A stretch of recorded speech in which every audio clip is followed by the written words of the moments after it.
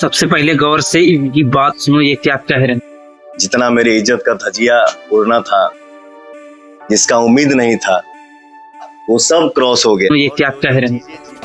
दोस्तों, पवन सिंह की हो गई है बेइज्जती। ये खुद अपने मुंह से कह रहे हैं कि अब मेरा कोई जितने इज्जत का धजिया उड़ना था वो तो सब उड़ चुका। तो क्यों नहीं उड़ेगा भैया। अब तुमको एक तरफ बच्चा भी चाहिए, ऊपर से अगर बच्चा आता है तो तुम उसको दवा देकर गिरवा देते हो। मतलब क्या तुम जनता को चूतिया समझते हो। अरे एक औरत गलत हो सकती है, दो औरत गलत हो सकती है, चार चार औरतें गलत नहीं हो सकती। गलती आपने ही। तो कितने लोग सहमत हैं इसमें किसकी गलती है, क्योंकि पवन। तो इन लोगों को अलग हुए थे तो कुछ रीजन बताया जा रहा है कि ज्योति सिंह जो कि खुद बताई हैं, बोल रहे हैं कोई इनके पास मैसेज आया था कि ज्योति सिंह का किसी के साथ अफेयर है, मतलब उनके कोई बॉयफ्रेंड, तभी से इनकी अनबन हुई और उन्होंने तलाकनामा जारी।